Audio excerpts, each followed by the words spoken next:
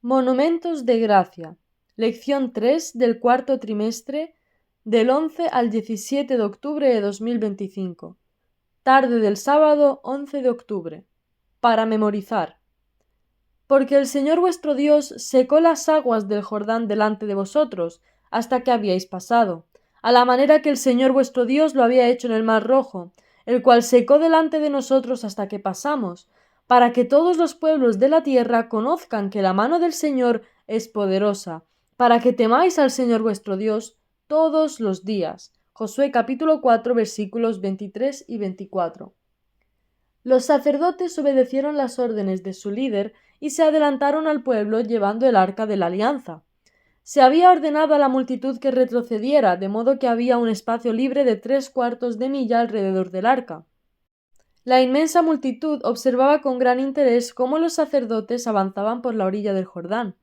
Los vieron avanzar con paso firme, con el arca sagrada hacia la corriente furiosa y embravecida, hasta que los pies de los portadores parecieron sumergirse en las aguas.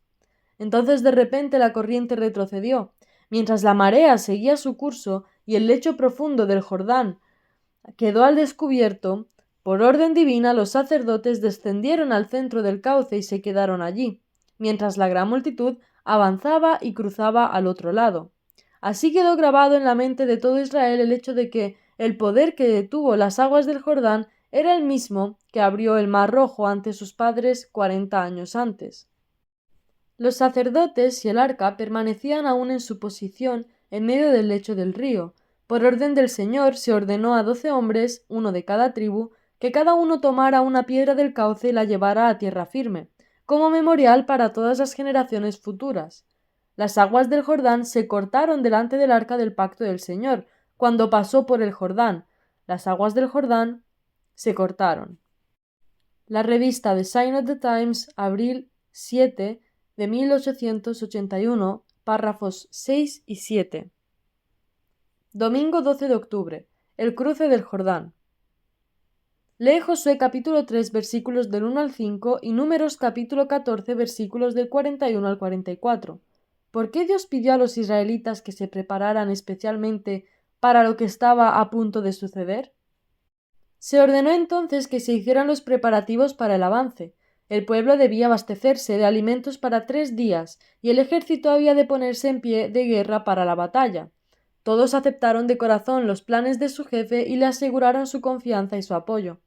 Nosotros haremos todas las cosas que nos has mandado, e iremos a donde quiera que nos mandes. De la manera que obedecimos a Moisés en todas las cosas, así te obedeceremos a ti. Solamente que el Señor tu Dios esté contigo como estuvo con Moisés. Patriarcas y Profetas, página 459, párrafo 3.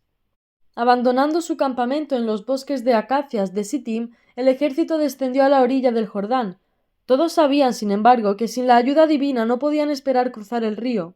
Durante esa época del año, la primavera, las nieves derretidas de la montaña habían hecho crecer tanto el Jordán que el río se había desbordado, y era imposible cruzarlo en los vados acostumbrados. Dios quería que el cruce del Jordán por Israel fuera milagroso. Por orden divina, Josué mandó al pueblo a que se santificara, y debía poner a un lado sus pecados y librarse de toda impureza exterior. Porque dijo el Señor: hará mañana maravillas entre vosotros. El arca del pacto debía de encabezar el ejército y abrirle paso. Para cuando vieran ese distintivo de la presencia del Señor cargado por los sacerdotes, moverse de un sitio en el centro del campamento y avanzar hacia el río, la orden era: vosotros partiréis de vuestro lugar y marcharéis en pos de ella. Las circunstancias del cruce del río fueron predichas minuciosamente, y Josué dijo: en esto conoceréis que el Dios viviente está en medio de vosotros, y que él echará de delante de vosotros al cananeo. El del pacto del Señor de toda la tierra pasa el Jordán delante de vosotros. Patriarcas y Profetas, página 459, párrafo 4. Lunes 13 de octubre. El Dios de las maravillas. Lee Josué capítulo 3 versículos del 6 al 17. ¿Qué nos dice el milagroso cruce del Jordán acerca de la naturaleza del Dios a quien servimos? A la hora señalada comenzó el avance. El arca, llevada en hombros de los sacerdotes, encabezaba la vanguardia. Se le había ordenado al pueblo que se retrasara un poco, de manera que había un espacio de más de media milla entre ellos y el arca. Todos observaron con profundo interés cómo los sacerdotes bajaban hacia la orilla del Jordán. Los vieron avanzar firmemente con el arca santa en dirección a la corriente airada y turbulenta, hasta que los pies de los portadores del arca tocaron el agua. Entonces las aguas que venían de arriba fueron rechazadas de repente, mientras que las de abajo siguieron su curso y se vació el lecho del río. Patriarcas y Profetas, página 460, párrafo 1. Obedeciendo el mandamiento divino, los sacerdotes avanzaron hacia el centro del cauce y se quedaron detenidos allí, mientras todo el ejército descendía y cruzaba al otro lado. Así se grabó en la mente de todo Israel el hecho de que el poder que había contenido las aguas del Jordán era el mismo que había abierto el Mar Rojo para que sus padres 40 años antes. Cuando todo el pueblo hubo pasado, se llevó el arca a la orilla occidental. En cuanto llegó a un sitio seguro y las plantas de los pies de los sacerdotes estuvieron en seco, las aguas aprisionadas, quedando libres, se precipitaron hacia abajo por el cauce natural del río en un torrente irresistible. Patriarcas y Profetas, página 460, párrafo 2. Martes 14 de octubre. Recuerda. Lee Josué capítulo 4. ¿Por qué Dios pidió a los israelitas que erigieran un monumento? Las generaciones venideras no debían carecer de testimonio con referencia a este gran milagro. Mientras los sacerdotes que llevaban el arca estaban aún en medio del Jordán, 12 hombres escogidos con anticipación, uno de cada tribu, se encargaron de tomar cada uno una piedra del cauce del río donde estaban los sacerdotes, y las llevaron a la orilla occidental. Estas piedras se colocarían en forma de monumento en el primer sitio donde acampara Israel después de cruzar el río. El pueblo recibió la orden de repetir a sus hijos y a los hijos de sus hijos la historia del libramiento que Dios había obrado en su favor. Como dijo Josué, para que todos los pueblos de la tierra conozcan que la mano del Señor es poderosa y para que temáis al Señor vuestro Dios todos los días. Patriarcas y Profetas, página 460, párrafo 3. Este milagro ejerció gran influencia, tanto sobre los hebreos como sobre sus enemigos. Por él, Dios daba a Israel una garantía de su continua presencia y protección, una evidencia de que obraría en su favor por medio de Josué como lo había hecho por medio de Moisés. Esta seguridad era necesaria para fortalecer su corazón en el momento de emprender la conquista de la tierra, tarea estupenda que había hecho tambalear la fe de sus padres 40 años atrás. Antes que se cruzara el río, el Señor había declarado a Josué: «Desde este día comenzaré a engrandecerte ante los ojos de todo Israel, para que entiendan que como estuve con Moisés, así estaré contigo». Y el resultado cumplió la promesa. En aquel día el Señor engrandeció a Josué a los ojos de todo Israel, y le temieron como habían temido a Moisés durante toda su vida. Patriarcas y Profetas, página 461, párrafo 1. Este ejercicio de poder divino en favor de Israel estaba destinado también a aumentar el temor con lo que consideraban las naciones circunvencidas y a ayudarle así a obtener un triunfo más fácil y completo. Cuando las nuevas de que Dios había detenido las aguas del Jordán ante los hijos de Israel llegaron a oídos de los reyes, de los amorreos y de los cananeos, sintieron un gran temor en su corazón.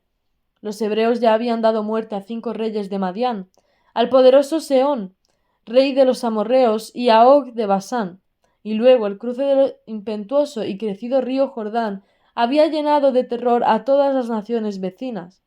Tanto a los cananeos como a todo Israel y al mismo Josué se le habían dado evidencias inequívocas de que Dios viviente, el Rey del cielo y de la tierra, estaba entre su pueblo y no los dejaría ni los desampararía. Patriarcas y Profetas, página 461, párrafo 2.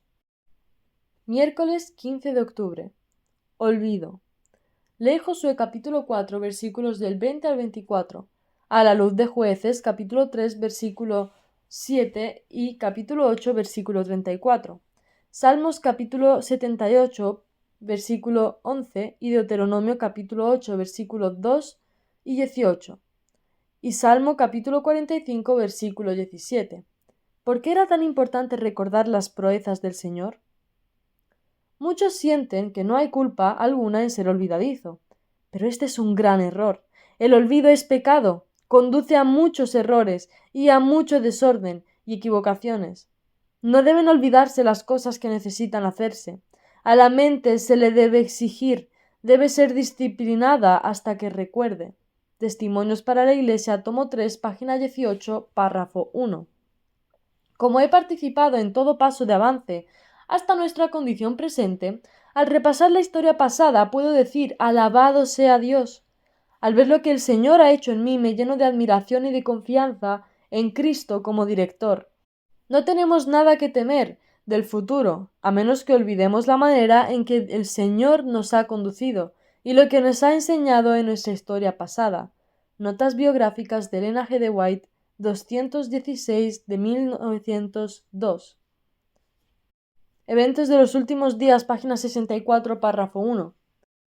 Lee 1 Corintios capítulo 11, versículo 24 y 25, y Juan capítulo 14, versículo 26. ¿Por qué debemos recordar siempre lo que Cristo hizo por nosotros? ¿Hay acaso algo más importante que eso? Los viajes de los hijos de Israel se describen fielmente. La liberación que el Señor les proporcionó, su perfecta organización y orden especial, su pecado al murmurar contra Moisés y por lo tanto contra Dios, sus transgresiones, sus rebeliones, sus castigos, sus cadáveres esparcidos por el desierto debido a su renuncia a someterse a los sabios designios de Dios. Esta fiel imagen se nos presenta como una advertencia para que no sigamos su ejemplo de desobediencia y caigamos como ellos. Gospel Workers 92, página 159, párrafo 2. Pablo dice, pues Dios no es Dios de confusión, sino de paz, según 1 Corintios capítulo 14, versículo 33. Él es tan exigente ahora como lo era entonces, y desea que aprendamos lecciones de orden y organización del orden perfecto instituido en los días de Moisés para el beneficio de los hijos de Israel. Testimonios para la Iglesia, tomo 1, página 647. Gospel Workers 92, página 160, párrafo 1. Jueves 16 de octubre, más allá del Jordán. Lee Mateo capítulo 3, versículos 16 y 17, y Marcos capítulo 1, versículo 9. ¿De qué manera dan a entender los escritores del Nuevo Testamento que el río del Jordán tiene un significado simbólico y espiritual? Los judíos, esparcidos ampliamente ahora en todos los países civilizados, esperaban en general el advenimiento del Mesías. Cuando Juan el Bautista predicaba, muchos en sus visitas a Jerusalén, en ocasión de las fiestas anuales, habían ido a las orillas del Jordán para escucharle. Allí habían oído a Jesús proclamado como el prometido, y habían llevado las nuevas a todas partes del mundo. Así había preparado la providencia el terreno para los labores de los apóstoles. Hechos de los Apóstoles, página 228, párrafo 3. Juan proclamaba la venida del Mesías e invitaba al pueblo a arrepentirse. Como símbolo de la purificación del pecado, bautizaba en las aguas del Jordán. Así, mediante una lección objetiva muy significativa, declaraba que todos los que querían formar parte de su pueblo elegido de Dios estaban contaminados por el pecado, y que sin la purificación del corazón y de la vida no podrían tener parte en el reino del Mesías, deseado de todas las gentes, página 80, párrafo 1. Después del bautismo de Jesús en el Jordán, fue llevado por el Espíritu al desierto para ser tentado por el diablo. Cuando salió del agua, se inclinó sobre las orillas del Jordán y suplicó al Gran Eterno que le diera fuerzas para soportar el conflicto con el enemigo caído. La apertura de los cielos y el descenso de la gloria excelente atestiguaron su carácter divino. La voz del Padre declaró la estrecha relación de Cristo con su majestad infinita. Este es mi Hijo amado, en quien tengo complacencia. La misión de Cristo estaba a punto de comenzar, pero primero debía retirarse de las ajetreadas escenas de la vida a un desolado desierto con el propósito expreso de soportar la triple prueba de la tentación en nombre de aquellos a quienes había venido a redimir. Confrontation, página 9, párrafo 1. Viernes 17 de octubre. Para estudiar y meditar. Cuando los reyes de los amorreos y los reyes de los cananeos oyeron que el Señor había detenido las aguas del Jordán ante los hijos de Israel, sus corazones se derritieron de miedo. Los israelitas habían matado a 2 de los reyes de Moab, y ahora este milagroso paso sobre el Jordán, crecido e impetuoso, llenó de gran terror a todas las naciones vecinas. La revista The Signs of the Times, abril 7 de 1881, párrafo 9. Los largos años de peregrinaje habían terminado. Las huestes hebreas habían llegado por fin a la tierra prometida. En medio del júbilo general, Josué no olvidó los mandamientos del Señor. De acuerdo con las instrucciones divinas, procedió a realizar el rito de la circuncisión a todas las personas que habían nacido en el desierto. Tras esta ceremonia, las huestes de Israel celebraron la Pascua en la llanura de Jericó. Y el Señor dijo a Josué: Hoy he quitado de vosotros la afrenta de Egipto. Las naciones paganas habían reprochado al Señor y a su pueblo, porque los hebreos no habían logrado poseer la tierra de Canaán, que esperaban heredar poco después de salir de Egipto. Sus enemigos habían triunfado porque Israel había vagado durante tanto tiempo por el desierto y se enaltecieron con orgullo contra Dios, declarando que no era capaz de guiarlos a la tierra de Canaán. El Señor había manifestado ahora de manera notable su poder y su favor al guiar a su pueblo a través del Jordán por tierra firme, y sus enemigos ya no podían reprochárselo. La revista The Signs of the Times, abril 7 de 1881, párrafos 10 y 11.